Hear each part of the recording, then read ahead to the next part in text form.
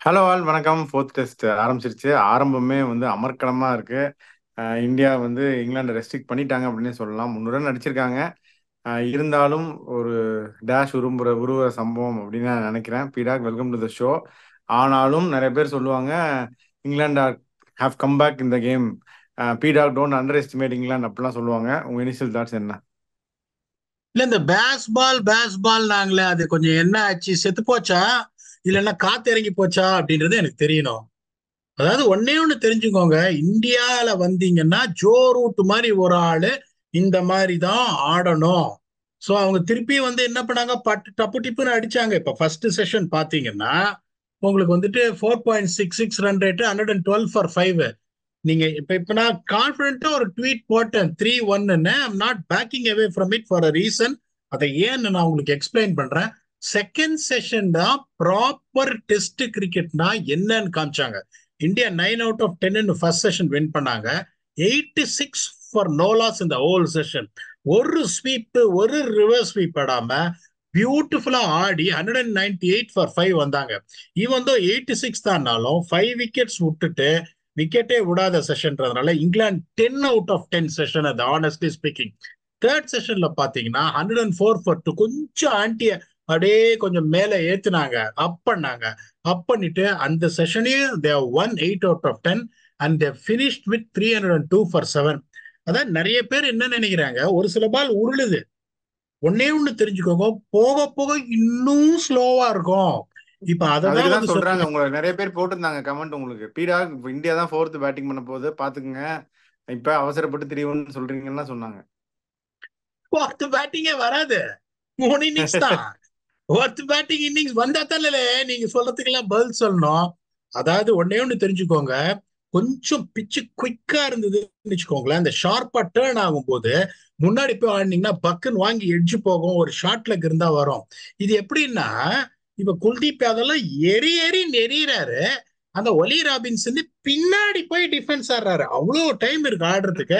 இன்னொரு வருத்தப்பட வேண்டிய விஷயம், நான் வந்து இத குறையா சொல்ல, அது வந்து அந்த ஒரு எல்பிடபிள்யூ தர்மசேனா கொடுக்கல பாருங்க இவருக்கு, ரவீந்திர ஜடேஜா வந்து ஒலி ராபின்சன் போட்டது. இன்னொன்னு நான் சொல்றேன், ரிவ்யூ வந்து 3 ரிவ்யூ இருக்குன்றதுனால கனாப்புனான்னு யூஸ் பண்ணி ரிவ்யூ வேஸ்ட் பண்ணிட்டாங்க. இல்லைன்னா அந்த பார்ட்னர்ஷிப் வந்திருக்காது. இப்ப என்ன பொறுத்த வரைக்கும் இன்னைக்கு இந்தியா ஆல் அவுட் பண்ணியிருந்தாங்கன்னா 90-10 அட்வான்டேஜுக்கு போயிருப்பாங்க. இப்ப நம்ம முதல்ல என்ன சொன்னோம், இப்ப வந்துட்டு இது ஒரு ஹை ஸ்கோரிங் வென்யூ.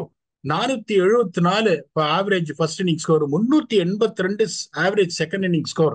அப்படிங்கும்போது one thing we clearly set this 3 டேஸ்க்கு பியூட்டிஃபுல்லா இருக்கும் ஆடுறதுக்கு. அதுக்கப்புறமா என்ன ஆகும், இன்னும் ஸ்லோ ஆகும். ஆனா உருள ஆரம்பிக்குமே ஒழிய, உருள ஆரம்பிக்கும் போது இந்தியன் ஸ்பின்னர்ஸே கஷ்டப்படுறாங்கும் போது இங்கிலாந்து ஸ்பின்னர்ஸ் வந்து இன்னும் கஷ்டப்படுவாங்கன்றது தான் என்னோட இது. England has recovered very well. இப்போ ஒரு 370 வந்து இந்தியா படி கேவலமா பேட்டிங் ஆடினா மேட்ச் இன்ட்ரெஸ்டிங்கா போகுமே ஒழிய, even if England score 370, that's a reasonable score. பயப்படுறதுக்குலாம் எதுவுமே கிடையாது. 370 ஆல் அவுட் பண்ணா கூட India will still have advantage according to me. Reading the pitch பரம பாட்டா, ஆனா ஒரு சில பால் உருளுது, but that is absolutely fine. Okay. போன மேட்ச் பாத்தீங்கன்னா ஒரு ஹாப்பி டெபியூ சர்ஃப்ராஸ்க்கும் த்ருவ் ஜோரலுக்கும். இந்த வாட்டி அதே மாதிரி ஒரு ஒரு ஹாப்பி எமோஷனல் டெபியூ ஆகாஷ்தீப். அவரும் வந்து கிடைச்ச சான்ஸை ஒரு சூப்பரா யூஸ் பண்ணிட்டாரு அப்படின்னே சொல்லலாம். நல்லா ஒரு ஸ்பெல்லு. இனிஷியலாவே டக்கு டக்குன்னு 2 விக்கெட் எடுத்தாரு. Good spell with new ball. என்ன நினைக்கிறீங்க அதை பத்தி? எனக்கு வருத்தப்பட வேண்டிய விஷயம், ஆனா சாதாரணமா போடல, எக்ஸ்ட்ராடனரியா போட்டாரு. செம லென்ஸ் அடிச்சாரு. இப்ப இந்த மாதிரி உங்களுக்கு எப்படின்னா, இந்த மாதிரி ஒரு பிச்சில் நார்மலா சீமர்ஸ் வந்து ஒரு ஸ்டார்ட் கொடுத்தா தின்னுடுவாங்க இந்தியன் ஸ்பின்னர்ஸ். அது நடக்கலையேன்னு எனக்கு வருத்தம். நான் ஆனஸ்டா சொல்றேன், I'm a supporter of India, but I'm extremely disappointed with the way the spinners are bowled, not only in this test match, the whole series. போன இதுல பாத்தீங்கன்னா அவங்க தான் இப்ப உங்களுக்கு தெரியுமா, 550 டார்கெட்னா 100 ஓவர்ல அடிக்கிறேன்னு சொல்லி ஆடி 39 ரன்ல ஆல் அவுட் ஆனாங்களே ஒழிய, இப்ப நான் பயஸ்டா சொல்லணும்னா பயங்கரமா போட்டாங்க இந்தியா ஸ்பின்னர்ஸ். நல்லா சொல்ல முடியும், பயங்கரமாலாம் இந்தியன் ஸ்பின்னர்ஸ் போடல. ஏன்னு சொல்லுங்க. ஏன் ஒய் ஹேவ் தே டிசப்பாயிண்டட்? ஏன் they are not up to your expectation? Sir என்ன பொறுத்த வரைக்கும் ஒரு டீம்ல நீங்க இருக்கீங்கன்னா உங்க ஸ்ட்ரென்த்ஸ் என்ன, நீ எப்படி விக்கெட் எடுத்திருக்கன்னு யோசிக்கணுமே ஒழிய நீ அடுத்தவன் எப்படி அடிக்க போறான் அவனோட இது என்னன்னு யோசிச்சு பயந்துன்னு உங்களோட நேச்சுரல் இன்ஸ்டிங்ஸை நீங்க கட் பண்ணிட்டு நீங்க வந்து பிளாட்டா சரி. இப்ப இவங்க எல்லாம் எப்படி யோசிக்கிறாங்கன்னா ஒரு 112க்கு 5 என்ன பண்ணிட்டாங்க, okay they were waiting for things to happen. அவன் எவ்வளவு நேரம் ஆடுவான், ஒரு 30 பால் டிஃபென்ஸ் ஆடுவானா, ஒரு 40 பால் டிஃபென்ஸ் ஆடுவானா, எப்படியும் ஒரு பால் குறுக்க போடுவான், அவுட் ஆவான். 112க்கு 5 அப்படிங்கும்போது just wicket away to get in to the tail. அந்த ஃபோக்ஸ் எப்படி நம்ம நேத்தே என்ன சொன்னோம், 34 ரன் வந்து 87 ரன் அடிப்பாரு. அந்த மாதிரியான ஒரு டீசென்டான ஒரு பிளேயர் ஆடினே இருப்பாரு. இன்னொரு பக்கம் ரூட் பாத்தீங்கன்னா இன்னைக்கு அவரோட நேச்சுரல் இன்ஸ்டிங்ஸை கர்வ் பண்ணிட்டு தெரிஞ்சு போச்சு அவருக்கு. இங்க வந்து கசாமுசா நான் குறுக்கு போட்டு 200க்கு அவுட் ஆனா ஒன்னும் பிரயோஜனம் இல்லைன்னா அந்த பழைய ரூட் அவர் காமிச்சாருங்கும் போது நீங்க அட்டாக்கிங்கா போகணும். You have to try something. இன்னும் 5 விக்கெட் எடுத்துட்டோம் ஒரே செஷன்ல, அவன் எப்படி ஆனாலும் இன்னைக்கு ஆல் அவுட் ஆயிடுவான்னு சொல்லிட்டு அந்த மென்டாலிட்டியில போனாங்களே வழியே. See of course I am saying that it's not difficult to bat, but one thing I can honestly say is அந்த அட்டாக்கிங் மைண்ட் செட். சார் நான் 22 சீரீஸ் வந்திருக்கேன் சார், 2016, 2015 அண்ட் 2019ல செட்டில் ஆகவே விடமாட்டாங்க இந்த ஜடேஜாவும் அஸ்வினும். ஏதாவது பண்ணினே இருப்பாங்க. அதுவும் அஸ்வின் என்ன பண்ணுவாரு, ரவுண்ட் விக்கெட் வந்து போட்டுனே இருப்பாரு லெஃப்ட் ஹேண்டருக்கு, திடீர்னு பார்த்தா ஓவர் த விக்கெட் வந்து போடுவாரு. ஓகே ஓவர் த விக்கெட் வந்து போட்டாருனாகும் ஆப்வியஸ்லா you will open up to see the pitch of the ball. It is like a left arm fast bowler bowling. கொஞ்சம் அவரை ஓபன் பண்ண வச்சு ஒரு 7 பால் அப்படியே லெக் சைட்ல ஒரு 2-3 ஃபிளிக்க கொடுத்துட்டு ரவுண்ட் விக்கெட் வந்து டொங்கேர்னு பிளாக்ல அடிப்பாரு. அந்த மாதிரி எல்லாம் பண்ணவே மாட்டேன்றாங்க. இப்போ ஒரு மெக்கானிக்லாம் என்ன பண்றாங்க, இந்த மாதிரி ஒரு இங்கிலாந்து ஆடுறாங்கன்னா ஒரு ஓவர்ல உங்களுக்கு 3 ரன் வந்ததுன்னா பவுண்டரி கொடுக்காம தேர் ஹாப்பி கோயிங் பேக். இப்ப ஆகாஷ் தீப் கொடுத்த அந்த ஸ்டார்ட்டுக்கு ஒஸ்ட் கேஸ் 70 ஓவர்ல ஆல் அவுட் பண்ணிருக்கலாம். ஐ am very disappointing with approach. இப்ப நான்லாம் எப்படி யோசிப்பேன்னா, முட்டாள்தனமா நான் வந்துட்டு அஃபென்சிவ் ஸ்ட்ராட்டஜி கொடுக்க மாட்டேன். பட் இந்த மாதிரி ஒரு சுச்சுவேஷன்ல அவங்க இருக்காங்கன்னா எல்லாத்தையும் உள்ள கொண்டு அவனை ஸ்குவீஸ் பண்ணி நெசுக்கி அவனை விக்கெட் எடுக்கணும்னு பாப்பனே ஒழிய இந்த செகண்ட் செஷன் பூரா பாத்தீங்கன்னா அப்படியே ஆட விட்டுட்டு அந்த தேர்ட் செஷன்ல வந்துட்டு இப்ப போகும்போது they will go back with confidence. But what is the worst thing you should not give to opponents? They go back to the hotel sleeping, yes we can come back and compete. இப்ப 240 all out, அதுக்கப்புறம் நீங்க ஒரு 61 for 1 close ஆகுங்க. இப்ப given தம் chance. திருப்பியும் நான் சொல்றேன் 370 அப்படிங்கிறது பெரிய விஷயம் எல்லாம் கிடையாது. But as an Indian fan, as an analysis point of view, I'm extremely disappointed from 112 for 5 to 302 for 7. Well done, England. Well done England okay. நாளைக்கு என்ன பண்ணணும் இன்னும் வெல்டன் வாங்குறதுக்கு? நான் எவ்வளோ அடிச்சா இந்தியாவுக்கு டேஞ்சர் 370 சொல்லியிருக்கீங்க. நாளைக்கு இங்கிலாந்து என்ன பண்ணணும் to put pressure on India? India என்ன பண்ணணும்? England 440 வந்தா, even though I'm saying that it is good pitch to bat, but 440 வந்தா அதுக்கப்புறம் ஒரு 73 for 2 ஆச்சு, இங்க அங்க போறதுக்கான ஒரு சான்ஸ் இருக்கு. அதனால ஏன்னா உங்களுக்கு பாத்தீங்கன்னா சர்ஃப்ராஸும் சரி ஒரு கியர், யசஸ்வி ஜெய்ஸ்வாலும் சரி ஒரு கியர்ல ஆடுறாரு.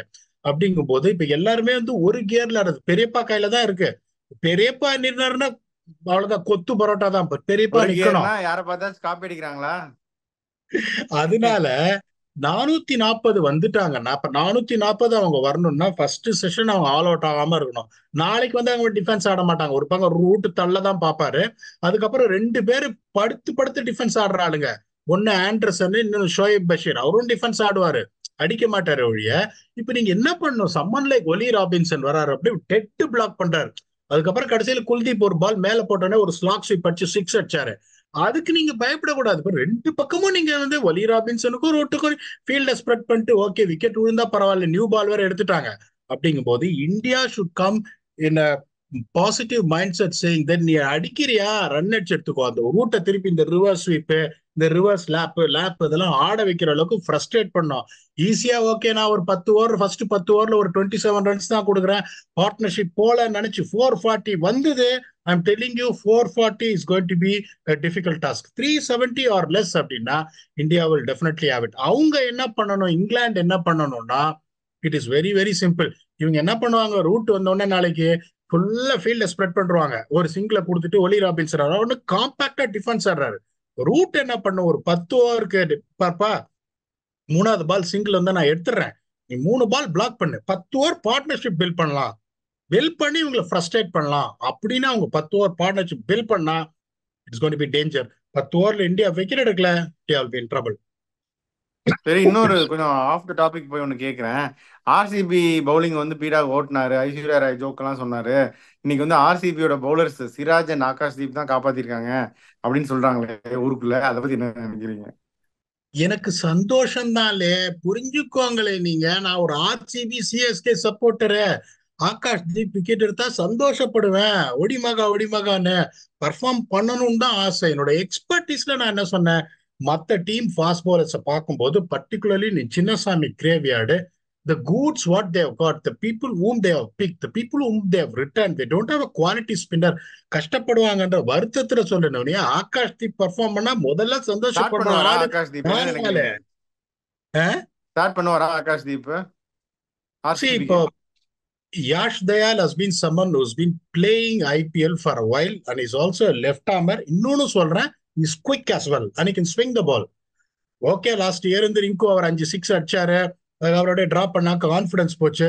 பட் குவாலிட்டின்னு பாத்தீங்கன்னா Yash Dayal is definitely quality. அப்படிங்கும் போது எப்படி சிராஜ் ஸ்டார்ட் பண்ணுவாரு, யாஷ் தயால் ஒண்ணு, கேமரூன் கிரீன் வந்துட்டு ஒரு கைண்ட் ஆஃப் அ போலர், இன்னொரு ஓவர்சீஸ் ஃபாஸ்ட் போலர் எடுப்பாங்க, அதுக்கப்புறம் ஒரு ஸ்பின்னர் ஆடியே ஆடும் போது it is a race between Yash Dayal and Akash Deep. அவங்க எப்படி பார்க்கணும்னா, இம்பாக்ட் என்ன தேவையில்லையா? இம்பாக்ட் போறதுக்கும் என்ன வாய்ப்பு சார் இல்லையா?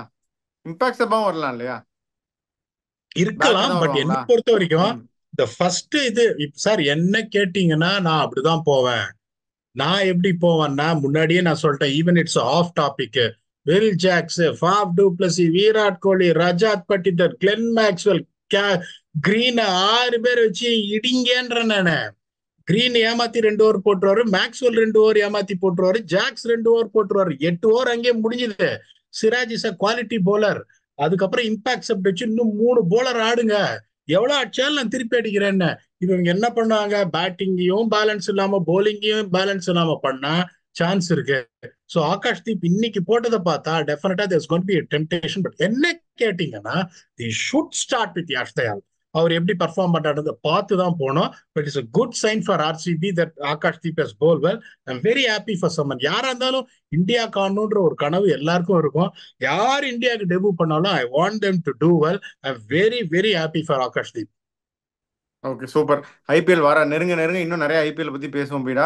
WPL வேற இன்னைக்கு கோலாகலமா ஆரம்பிச்சிருக்கு. கோலாகலமான மேட்ச். கடைசி பால் 5 ரன் தேவை, 6 செம்ம 6 பாத்தீங்களான்னு தெரியல. சஜீவன் சஜனா செம்ம 6 ஒன்று அடிச்சாங்க. ஒரு எக்ஸைட்டிங் மேட்ச் ஸ்டார்ட் பண்றதுக்கு கேப்சி பால்ல. அதுக்கு முன்னாடி பால் தான் ஹர்மன்பிரீத் கௌர் அவுட் ஆனாங்க. ஸோ ஒரு எக்ஸ்ட்ரானரி மேட்ச். எல்லாத்தையும் பத்தி கமிங் டேஸ்ல பேசுவோம். நாளைக்கு மேட்சை பத்தி உங்களுடைய ஃபைனல் தாட்ஸ், ஸோ நாளைக்கு என்ன நடக்க போகுது அப்படிங்கிற உங்க ஃபைனல் தாட்ஸ் சொல்லிட்டு நம்ம வியூவர்ஸ்க்கு பாய் சொல்லிருங்க. என்னோட கணக்குப்படி நாளைக்கு 370க்குள்ள ஆல் அவுட் பண்ணிடுவாங்க worst case. And then I don't see India losing more than 3 wickets. So ஒரு மாதிரி ஒரு 357 ஆல் அவுட், இந்தியா ஒரு 207 for 3, அந்த மாதிரி பேலன்ஸா இருக்கும் நான் நினைக்கிறேன். If they get in to that situation they going to file up runs on day 3. டே 4 டே 5 கஷ்டமா இருக்கும். இங்க எப்படி எடுத்திருக்காங்கன்னா, அந்த ஒலி ராபின்சன் எடுத்திருக்காங்க. இது வந்து எப்படின்னா ஒரே இடத்துல போடுவார். அவங்க எப்படி யோசிக்கிறாங்கன்னா, they're going to use the seamers to control the proceedings. அவரு ஒரு 20 ஓவர்ல 52 ரன் போலரு, ஆண்டர்சன் ஒரு 20 ஓவர்ல 52 run bowler. Then they will probably try and attack with the spinners what they've got. That's a magnificent tactic என்னை பொறுத்த வரைக்கும். உட்டுங்கிறவரை ஒரு attacking bowler. அவங்க எப்படி யோசிக்கிறாங்க, ஃபாஸ்ட் போலர்ஸ் வச்சு நான் 40 ஓவர்ல 110 ரன் மேல நான் கொடுக்க மாட்டேன், ஸ்பின்னர்ஸ் ரன் கொடுத்தா பரவாயில்ல, let them go on attacking boot. So England has done everything right and they have also done very well with the bat recovering from that situation. அப்படிங்கும் போது நாளைக்கு என்னோட கால் அதுதான், ஒரு 357 ஆல் அவுட். அதுக்கப்புறம் India will be close to 200 or 210 for 3 அந்த மாதிரி இருப்பாங்க. அந்த மாதிரி பேலன்ஸா இருக்கும் தான் நினைக்கிறேன். You'll come back tomorrow. அதே மாதிரி சார் சொன்ன மாதிரி WPL is also coming up very well. The talent வந்து வேற level. And we also want India to dominate the women's cricket in world cricket as well. கிட்ட போய் தோக்குறாங்க ICC trophy. Hopefully they will do well. Until we come back tomorrow, நம்ம சொல்றது நடக்கிறதா இல்லையா, நாளைக்கு பார்ப்போம். Thanks a lot and bye bye.